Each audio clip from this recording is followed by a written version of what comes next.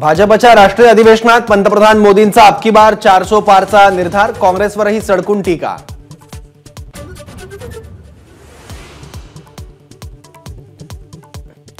अमित शहांच्या अधिवेशनातून सोनिया गांधी, शरद पवार, उद्धव ठाकरेंवर टीका। इंडिया आघाडीतील प्रत्येक नेत्याचं लक्ष आपल्या कुटुंबातील सदस्यांवर, शहांचा हल्लाबोल।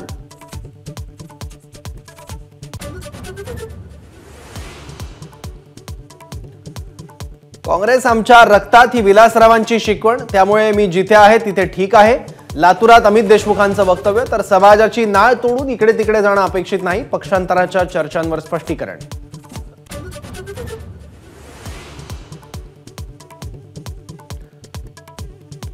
आग्रा किल्ल्यात शिवजयंती साजरी करणार, सांस्कृतिक मंत्री सुधीर मुनगंटीवार यांची माहिती। तर दांडपट्ट्याला राज्य शस्त्र घोषित करणार।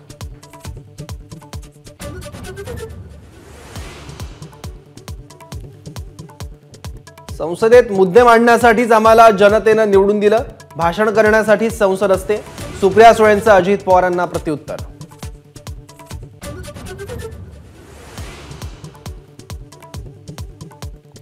महायुतीत बारामतीची जागा राष्ट्रवादीला सोडण्यास भाजप तयार, सुप्रिया सुळेंविरोधात भावजय सुनेत्रा पवार निवडणुकीच्या रिंगणात उतरण्याची शक्यता, महाराष्ट्रातील एका बड्या नेत्याचा दावा।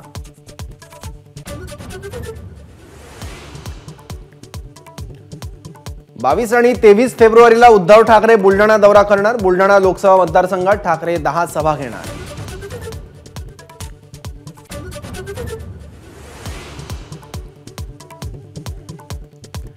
जरांगेंच्या उपोषणाचा 9वा दिवस, सगळे सोयरे कायद्याची अंमलबजावणी होईपर्यंत आंदोलन सुरूच ठेवणार। तर 20 तारखेनंतर पुढील आंदोलनाची दिशा ठरवणार।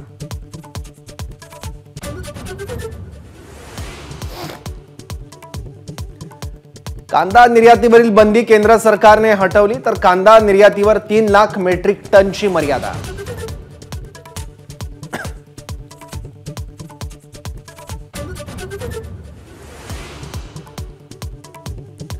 राजकोट कसोटीत भारताचा 434 धावांनी दणदणीत विजय, जडेजाच्या 5 विकेट्स, कुलदीपची फिरकी प्रभावी, जयस्वालच्या द्विशतकाचंही मोलाचं योगदान।